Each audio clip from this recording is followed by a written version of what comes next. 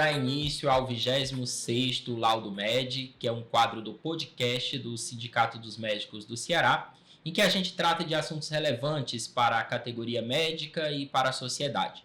Hoje nós vamos falar sobre a campanha salarial de 2024. Eu sou o Maximiano Ventura, diretor do Sindicato dos Médicos do Ceará, e estou aqui com a presença da Ravena Guimarães, coordenadora geral do FUASPEC e presidente do Sindicato dos Assistentes Sociais do Ceará. Nós vamos falar da campanha salarial de 2024, vamos falar também aqui das atualizações de como andam as negociações, bem como das ascensões funcionais. Tudo bem, Ravena? Seja bem-vinda ao Laudo Med. Olá, doutor Max. Desde já agradecer a participação, né, e o convite de estarmos aqui nesse podcast que é tão importante para a gente dar visibilidade à nossa campanha salarial 2024. Então, em nome da diretoria do FUASPEC, também da diretoria dos Sindicatos Assistentes Sociais, a gente agradece o espaço que está sendo cedido. Ravena, antes de tudo, para a gente iniciar a nossa conversa, vamos relembrar aí os servidores que estão ansiosos aí para saber informações sobre essa campanha, do que já tem sido feito, fazer aí uma retrospectiva do que o FUASPEC já tem feito junto com as outras entidades em relação a essa campanha? Sim, é importante que todos conheçam mais sobre a campanha, porque de fato nós já deflagramos a campanha desde o final de setembro para o início de outubro, já estamos aí com quase 2 meses de campanha salarial nas ruas e nas redes, como a gente costuma dizer, né? Porque a gente já tivemos aí várias ações, desde atos públicos até a incidência política na Assembleia Legislativa, para que a gente possa conseguir uma audiência pública também. E algumas atividades também nas redes sociais, alguns adesivaços também, que esse conjunto de dirigentes sindicais junto com os servidores vem realizando, né? Então, a gente está também nessas negociações na mesa estadual de negociação permanente, que é onde a gente já apresentou, já entregou em mãos ao governo essa pauta, esse conjunto de pauta que tem aqui, para que a gente vai falar um pouco mais hoje. Ravena, e quais são esses principais pontos da campanha que você mencionou? Levando em consideração que a gente já acumula aí algumas perdas salariais dos servidores do Estado ao longo dos anos, né, que já são aí mais de 30%, a gente colocou como principal ponto a aprovação de um cronograma de recomposição dessas perdas salariais, né, porque a gente entende que os servidores perderam, de fato, o seu poder de compra por ter aí mais de 30% do seu salário corroído. Então, esse é um dos pontos, a aprovação desse cronograma, para que o governo se comprometa ao longo do seu mandato recompor essas perdas salariais, além também da reposição salarial 2024, que a gente está solicitando aí 10% de reajuste salarial a partir de 1º de janeiro, que é a data base. Outro ponto também que a gente colocou que é essencial para a campanha é assegurar o pleno funcionamento dessas mesas de negociação, até porque é através delas que a gente consegue sentar para dialogar com o governo todas as pautas dos servidores e servidoras públicos. Também colocamos o pagamento das ascensões funcionais, que é tão importante, né? E aí a gente coloca, por exemplo, o exemplo dos servidores da saúde, que já estão com mais de 3 ascensões em atraso, já chegando para a 4ª ascensão. Nós colocamos também esse ponto na pauta da campanha salarial. Até porque a ascensão é lei, a Lei 12.836 de 94, e a gente espera que essa lei seja cumprida. A realização também de concursos públicos, que é tão importante para todas as secretarias de governo. A revogação da reforma da Previdência Estadual, para a gente entender que a reforma foi bastante maléfica para os servidores, principalmente para os aposentados, né, tendo em vista a taxação desses aposentados em cerca de 14%. Além disso, a gente também pede a atualização do valor das diárias. Todo mundo sabe que as diárias estão defasadas aí desde 2011, né? Então são muitos anos em que essa diária hoje está custando em média R$ 64,00, então um valor bem abaixo. A gente pede essa atualização das diárias, a atualização também do vale alimentação dos servidores, que hoje está em torno só de R$ 15,00, então um valor muito aquém do esperado. Além também de tornar o auxílio saúde uma via de acesso ao ISEC, né? E todo mundo tem acompanhado nas redes sociais a situação do ISEC, que vem sofrendo alguns ataques. A reestruturação das tabelas vencimentais também com foco no 101, que é o salário base dos servidores públicos do Estado. Então, esses são os pontos centrais da campanha 2024.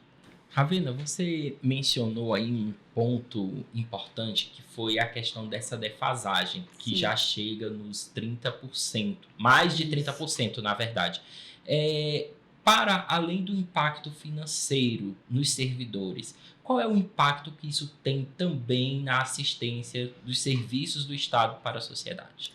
Sim, isso é uma realidade muito dura sofrida pelos servidores públicos do Estado, porque, como a gente colocou aqui, né, além do salário desses servidores estarem corroído nessa margem de cerca de 33,71%, que foi o estudo de cálculo feito, inclusive através da Fundação Sintaf, que sempre nos apoia nesses estudos socioeconômicos que a gente faz para apresentar para o governo, e a gente verificou que, de fato, desde 2015 até a presente data, ano após ano, por o governo não conceder aquele reajuste da inflação que é de direito do servidor, que chama a revisão geral anual dos servidores, que tem que ser concedido todos os anos, acumulando essas perdas durante todos esses anos, já somam aí mais de 33%. Então, assim, o servidor perde o seu poder de compra, né? E aí acaba que, além dele sofrer no bolso diretamente essas perdas, né?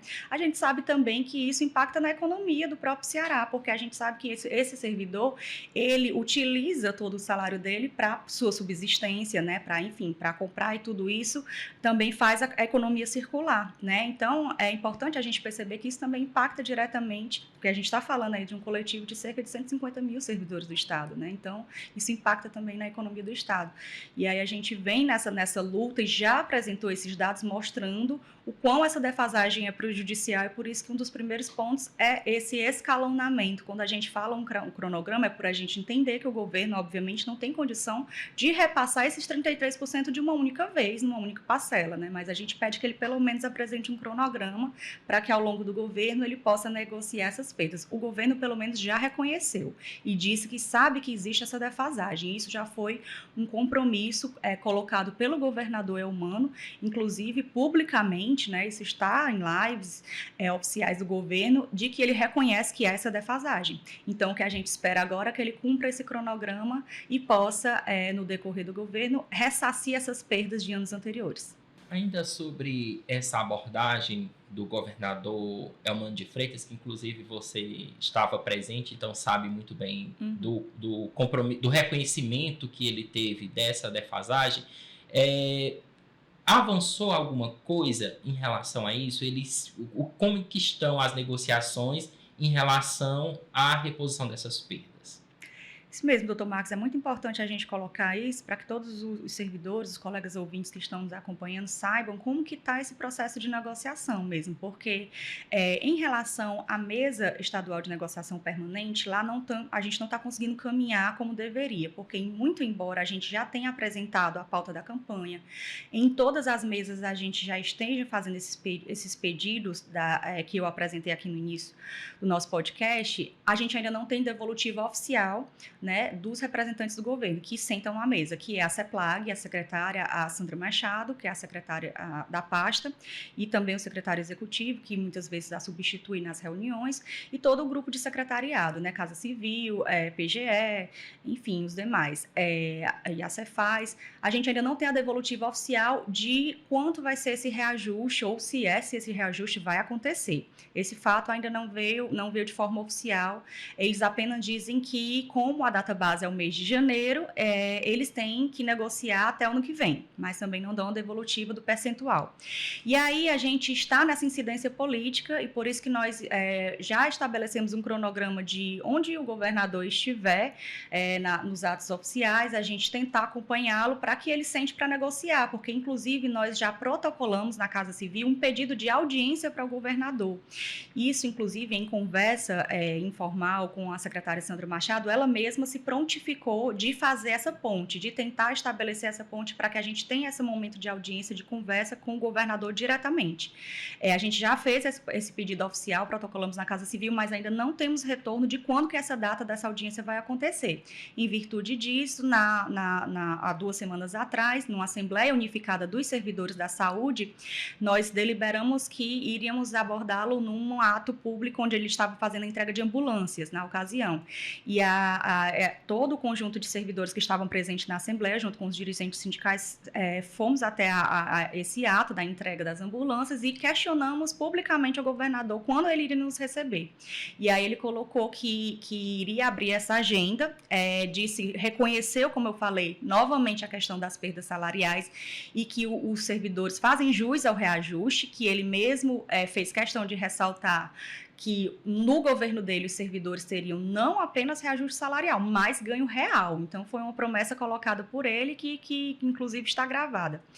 E aí, a gente aguardou essa convocação, né, junto ao Nelson Martins ou o secretariado de governo dele para poder ter essa abertura de diálogo e ainda não tivemos.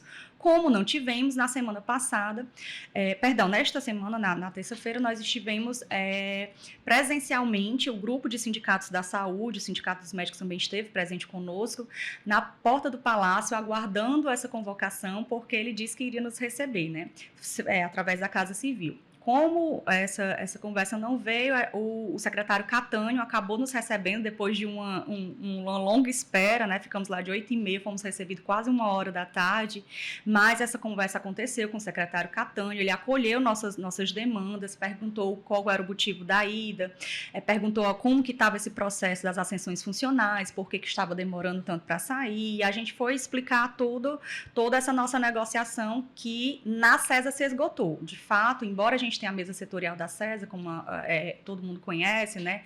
Nos sindicatos da saúde tem assento, e a gente viu que lá se esgotou porque eles disseram, não, o processo já foi encaminhado à CEPLAG, então compete à CEPLAG fazer o pagamento das ascensões em atraso.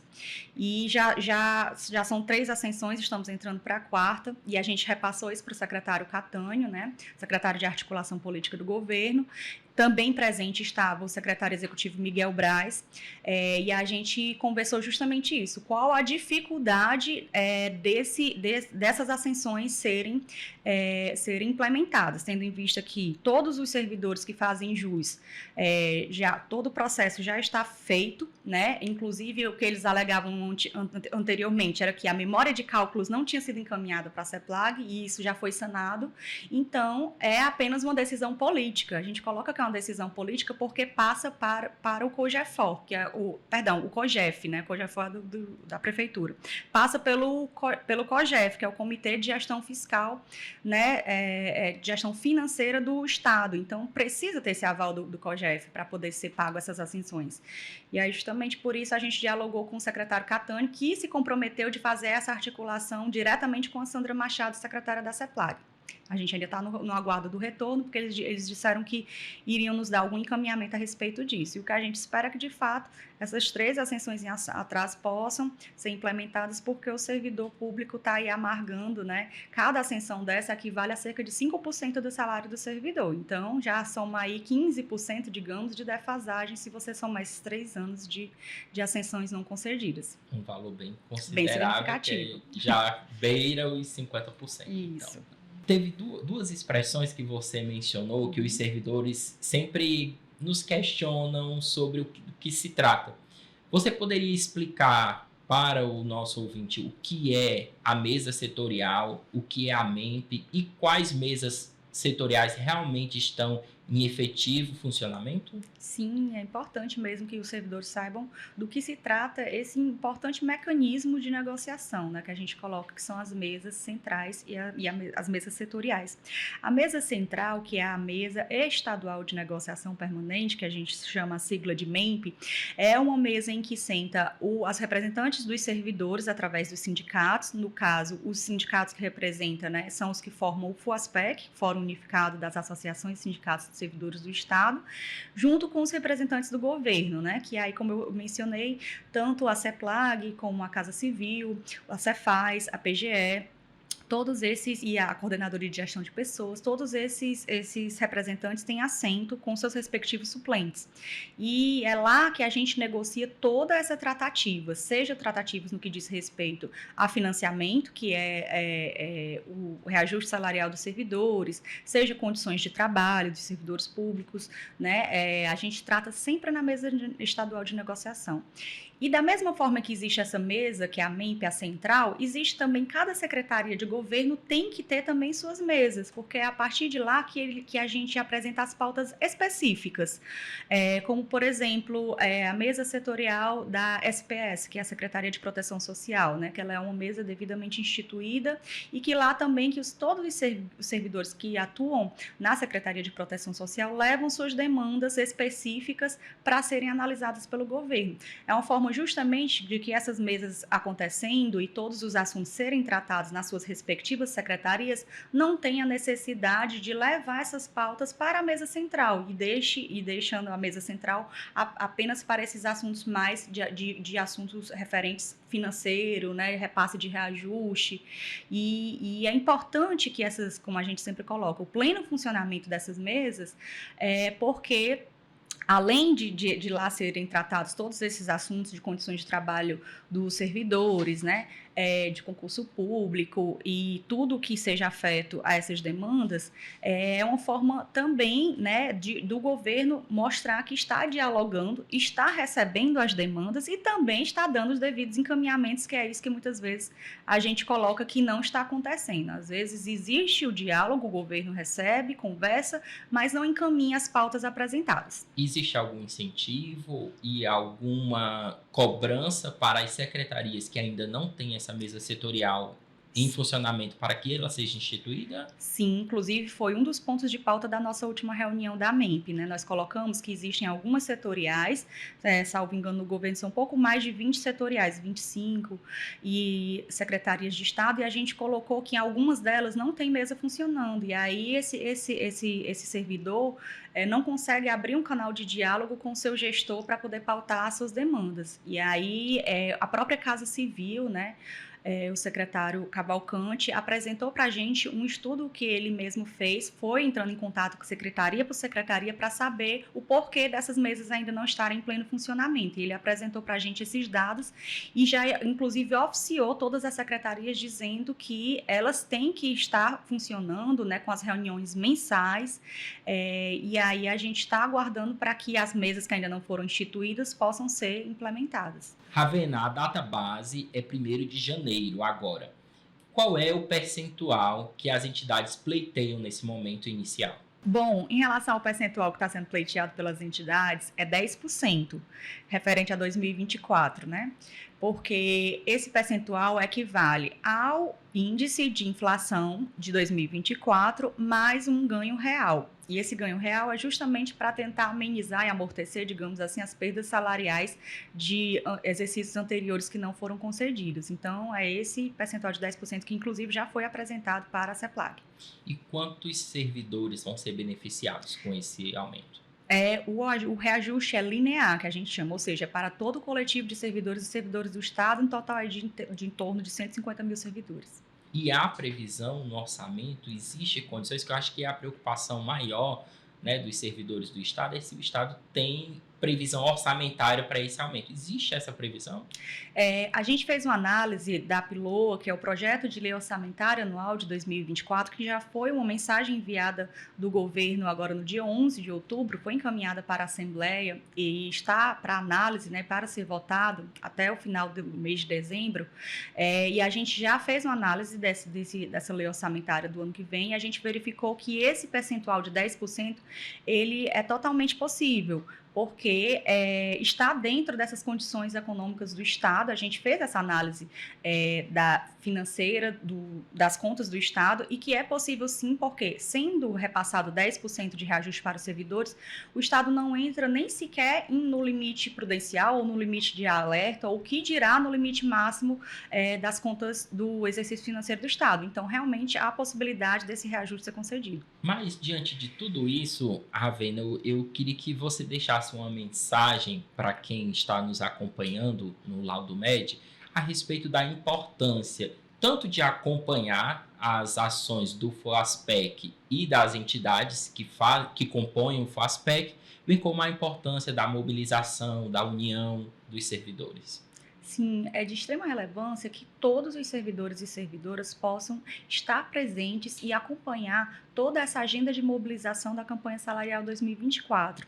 A gente sempre costuma dizer, doutor Marcos e ouvintes, que a força dessa mobilização é justamente a força que os servidores dão para ela. Então, é muito importante porque, geralmente, cobram muito das entidades sindicais, como está o reajuste, como é que está esse processo de negociação, e acabam não acompanhando os dirigentes sindicais em todas essas atribuições, né, esses atos, essas mobilizações que a gente convoca. E é muito importante a força dos servidores nas ruas, né, nas ruas e nas redes sociais, para que o governador sinta que, de fato, há uma cobrança, né, por parte desse coletivo de servidores. E atendendo ao chamado das entidades representativas das categorias, é uma força a mais que a gente tem. E aí, geralmente, os servidores questionam, né, como está o reajuste? A gente sempre costuma dizer, olha, o reajuste ele vai ser de acordo com a mobilização dos servidores. Por isso que é importante atender os nossos chamados. Também para a compreensão de quem está nos ouvindo, o Sindicato dos Médicos do Ceará tem uma preocupação muito importante nessa atuação junto ao legislativo, porque o legislador é quem realmente vai ter um papel importante aí no meio dessas negociações. Inclusive, uma delas é a aprovação da lei orçamentária. Existe alguma previsão dessa votação e o que pode ser feito para que haja uma pressão, para que essa votação ocorra de forma mais célere? Isso. A mensagem do governo da PILO, o projeto de lei orçamentária 2024, já foi encaminhado. Então, está sob análise dos deputados na Assembleia, podendo ser votado até o final de dezembro, em torno do dia 20 de dezembro. E aí a gente aguarda essa votação justamente porque a gente sabe que é lá que vai constar todo esse recurso, né, o que está sendo previsto para o ano de 2024. Antes disso, a gente espera conseguir a nossa audiência pública na Assembleia Legislativa, porque o nosso requerimento de pedido de audiência já foi aprovado desde o dia 10 de outubro. E a gente só está aguardando que os deputados possam marcar, agendar a data dessa audiência, que a gente quer, obviamente, que ocorra antes da aprovação da LOA, para que a gente possa fazer toda essa discussão com a sociedade civil organizada sobre essa campanha salarial. E é muito importante que cada servidor e servidora possa mobilizar o seu deputado estadual, inclusive pedindo para que ele marque essa agenda, né, essa data dessa audiência pública, para que a gente possa discutir lá esses pontos da campanha. Ravena, muito obrigado pela sua participação no Laudo Med. Esse é um canal aberto, tanto para o FUASPEC, quando necessário, a gente está à disposição de vocês, tá? É um canal aberto também para a sociedade, para as outras entidades também, para discutir assuntos relevantes para os servidores e para a sociedade de forma geral. Muito obrigado pela sua participação. Doutor Marcos, a gente que agradece o convite, né, e leve o nosso agradecimento também para toda a diretoria do Sindicato dos Médicos, porque é sempre muito importante a gente ter esse canal de diálogo e de debate com a sociedade, para que não só o conjunto de servidores e servidoras do Estado do Ceará tomem conhecimento de como que está esse andamento da campanha salarial 2024, mas para que toda a sociedade como um todo entenda as lutas, né, do coletivo de entidades que congregam o Fórum Unificado das Associações e Sindicatos de Servidores Públicos do Estado do Ceará. Então, nosso agradecimento e leve nosso abraço para toda a diretoria do CIMEC. Esse foi mais um episódio do Laudo Med e você, nosso ouvinte, continue aí acompanhando nas redes as ações do Sindicato dos Médicos do Ceará.